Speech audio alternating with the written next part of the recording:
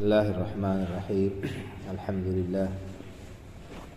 لله رب العالمين، والعاقبة للمتقين، ولا عدوان إلا على الظالمين، وأشهد أن لا إله إلا الله وحده لا شريك له إله الأولين والآخرين، وأشهد أن محمدا عبده ورسوله. فأعوذ بالله من الشيطان الرجيم. يا أيها الذين آمنوا قوا أنفسكم وأهليكم نارا وقودها الناس والحجارة عليها ملائكة غلاظ شداد لا يعصون الله ما أمرهم ويفعلون ما يؤمرون. بزرگوں اور بھائیوں، ہر شخص کو اپنی اور اپنے بال بچوں کی فکر ہوتی ہے. وہ خود کو اور اپنے اہل خانہ کو ہر طرح کے آرام و آسائش فراہم کرنے کی پوری کوشش کرتا ہے. اس کے لیے فکر کرتا ہے، اس کے لیے جتن کرتا ہے. ان کو پریشانیوں سے، تکلیفوں سے، مصیبتوں سے بچانے کے لیے ہر ممکن تدبیر کرتا ہے.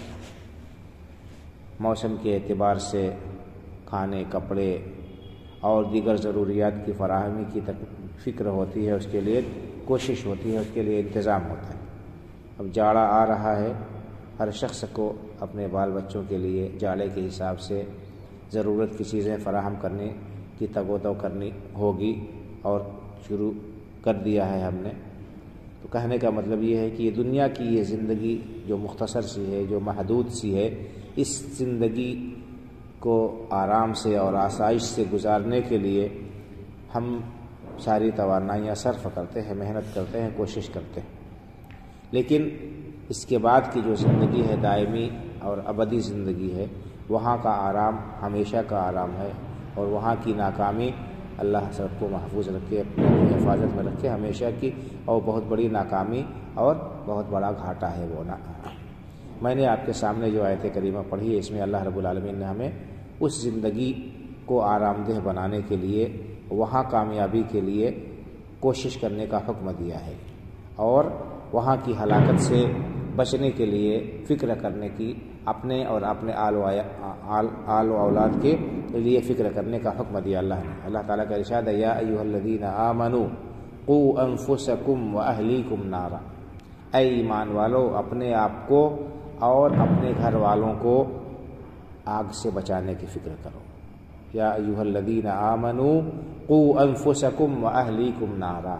اے ایمان والو، اپنے آپ کو، خود کو اور اپنے گھر والوں کو اس آگ سے بچانے کی فکر کرو. وقودها الناس والحجارہ، جس کا ایندھن لوگ ہوں گے، لوگوں کو اس میں جھونکا جائے گا. والحجارہ، اور پتھر اس میں ڈالے جائیں گے اس کو تپانے کے لیے، گرم کرنے کے لیے. علیہا ملائکۃ غلاظ شداد لا یعصون اللہ ما امرهم ویفعلون ما یؤمرون. اس آگ پر بڑے ہی سخت اور بڑے ہی قوی اور توانا فرشتے مقرر ہوں گے، جو اللہ رب العالمین کی حکم کی خلاف ورزی نہیں کرتے، اور نہ ہی وہ جو ہے اس کے حکم کو توڑتے ہیں، بلکہ جس بات کا انہیں حکم دیا جاتا ہے اسے وہ پورا کرتے ہیں، اسے بجا لاتے ہیں. تو یہ آیت کریمہ، اس میں اللہ تعالیٰ نے تمام اہل ایمان کو خطاب کر کے جہنم کی آگ سے بچانے کی فکر کی ہے. اور خطاب کے اندر ہم غور کریں تو ہمارے لیے بڑی عبرت کی جگہ ہے. اللہ نے کیا کہا؟ اے ایمان والو، اپنے آپ کو جہنم کی آگ سے بچانے کی فکر کرو. یعنی اگر آدمی ایماندار ہونے کا دعویٰ کر رہا ہے، اس کے باوجود بھی اندیشہ ہے کہ وہ جہنم میں ڈالا جا سکتا ہے اپنی بدعمالیوں کی وجہ سے. یہ نہیں کہ ہاں ہم نے دعویٰ کر لیا کہ ہم مومن ہیں، ہم بے فکر ہو گئے. اہل ایمان کو ہی خطاب کر کے اللہ تعالیٰ کہتے ہیں. کفار کا ٹھکانہ تو جہنم ہے ہی، وہ تو بالکل طے ہے، اس میں کسی قسم کے شک شبہ کی بات نہیں. لیکن جو اپنے آپ کو مومن کہتے ہیں، اہل ایمان ہونے کا دعویٰ کرتے ہیں، ان کے سلسلے میں بھی خطرہ ہے. اللہ نے ان کو خطاب کر کے کہا کہ اپنے آپ کو بچانے کی فکر کرو. معلوم یہ ہوا کہ صرف زبانی دعویٰ معتبر نہیں ہوگا. اللہ رب العالمین کے ہاں ایمان کا صرف زبانی دعویٰ معتبر نہیں ہوگا، بلکہ اس کے ساتھ ساتھ عقیدے کی اصلاح کے ساتھ ساتھ عمل بھی ضروری ہے. اس کے بعد اللہ رب العالمین کا فضل شامل حال نہ تو. اور بہت ساری آیتیں اور حدیثیں ہیں جس سے یہ پتہ چلتا ہے کہ ایمان کا دعویٰ کرنے کے باوجود بھی بہت سے لوگ اللہ سب کو سلامت رکھے، محفوظ رکھے جہنم سے اور ہر قسم کی آزمائش اور عذاب سے دنیا اور آخرت کے، کہ وہ لوگ ایمان کا دعویٰ کرنے کے باوجود بھی جہنم میں ڈالے جائیں گے۔ تو انسان کو معمون نہیں رہنا چاہیے، بے فکر نہیں رہنا چاہیے۔ اس بات کا ثبوت کہ ایمان کے باوجود بھی، ایمان کا دعویٰ کرنے کے باوجود یا ایمان رکھنے کے باوجود بھی گناہوں کی کثرت کی وجہ سے لوگ جو ہے عذاب میں مبتلا کیے جائیں گے۔ شفاعت کی حدیثیں اس پر دلالت کرتی ہیں۔ قرآن میں بھی شفاعت کا تذکرہ ہے کہ شفاعت کرنے والے، سفارش کرنے والے جو ہے اللہ تعالیٰ کی بارگاہ میں سفارش کریں گے۔ اللہ کے رسول صلی اللہ علیہ وسلم نے اپنے بارے میں بتایا ہے کہ آپ بھی سفارش کریں گے اپنے امت کے گنہگاروں کے لیے جو جہنم میں ڈال دیے گئے ہوں گے، ان کے بارے میں آپ سفارش کریں گے اور اللہ رب العالمین آپ کی سفارش قبول کریں گے، لیکن حد متعین کر دی جائے گی کہ ہاں اتنے لوگوں کو یا جن کے دل میں اتنا ایمان ہے ان کو آپ نکالیں۔ کئی بار آپ سفارش کریں گے اور اللہ کی اجازت کے بعد ہی جتنے لوگوں کے بارے میں آپ کو اجازت دی جائے گی اتنے ہی لوگوں کو نکالیں گے۔ تو بہرحال اندیشہ ہے، انسان کو ڈرنا چاہیے۔ اگر کسی شخص کو ایک لمحے کے لیے بھی عذاب میں ڈال دیا گیا تو وہ ناقابل برداشت ہوگا۔ صحیح مسلم شریف کی حدیث ہے، اللہ رب العالمین ایک بندے کے بارے میں حکم دیں گے جو دنیا میں ہر قسم کی ناز و نعمت میں پلا ہوگا اور اس کی زندگی بڑی ہی پرسکون، بڑے آسائش اور آرام کے ساتھ گزری رہی ہوگی اور اس کو کبھی کوئی تکلیف نہ پہنچی ہوگی زندگی میں، لیکن جہنم میں داخلے کا اس کے بارے میں حکم دے گا۔ اللہ تعالیٰ کہے گا کہ اس بندے کو جہنم میں ایک غوطہ ڈال کر دے کر نکال لو۔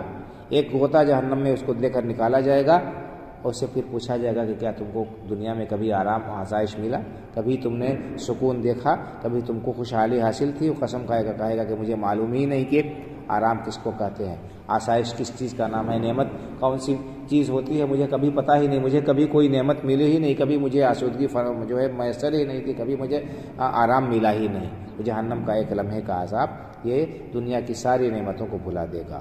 اور اسی طرح سے آپ نے فرمایا کہ ایک شخص جس کی زندگی دنیا میں بڑی پریشانیوں میں گزری ہوگی، بڑی آزمائشوں میں اس کی زندگی بسر ہوئی ہوگی، ہر طرح کی پریشانیاں اس نے جھیلی ہوگی، اللہ تعالیٰ اس کے بارے میں فیصلہ فرمائیں گے، اس کو جنت میں ایک غوطہ دے کر جنت میں داخل کر کے نکال لو۔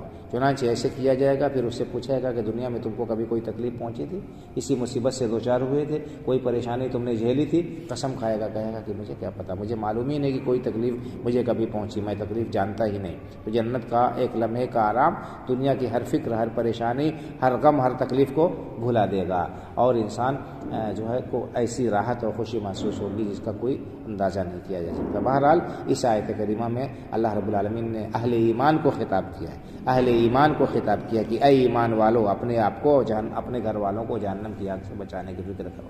معلوم یہ ہوا کہ ایک مومن کی فکر یہی ہونی چاہیے، دنیا میں کے آرام و آسائش سے زیادہ آخرت کی کامیابی اور وہاں اللہ رب العالمین کی رضامندی کے حصول کی فکر ہونی چاہیے۔ اور جیسے ہم اپنے بال بچوں کے لیے دنیا بنانے کی فکر کرتے ہیں، اس سے زیادہ آخرت بنانے کی ہم فکر کریں، اس سے کم نہیں ہونا چاہیے، کم از کم اس کے برابر یا اس سے زیادہ ہم کوشش کریں۔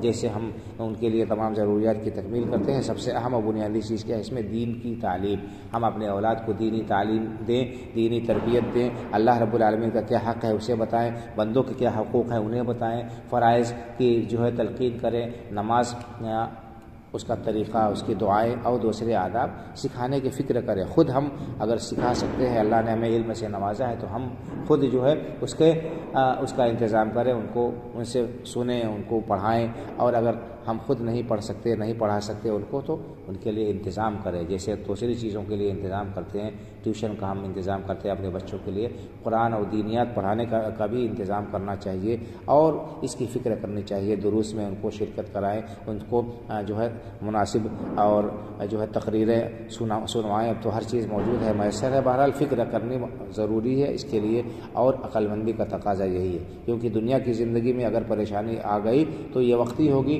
عارضی ہوگی، اور انسان محنت اور کوشش کر کے دوبارہ اٹھ سکتا ہے، آگے بڑھ سکتا ہے، کامیاب ہو سکتا ہے ناکامی کے بعد، لیکن خدا نخواستہ اگر آخرت میں ناکامی ہو گئی تو پھر وہ ہمیشہ کا گھاٹا ہوگا، ہمیشہ کا نقصان ہوگا۔ اللہ تعالی ہمیں فکر کرنے کی توفیق عطا فرمائے، اور اپنے اہل و عیال کے لیے جس طرح دنیا بنانے کے لیے ہم تودع کرتے ہیں، کوشش کرتے ہیں، اللہ تعالیٰ اسی طرح آخرت کے لیے بھی تیاری کرنے کی اور ان کے لیے فکر کرنے کی توفیق عطا فرمائے۔ آمین۔ وآخر دعوانا الحمد للہ رب العالمین، وصلی اللہ علی نبینا محمد۔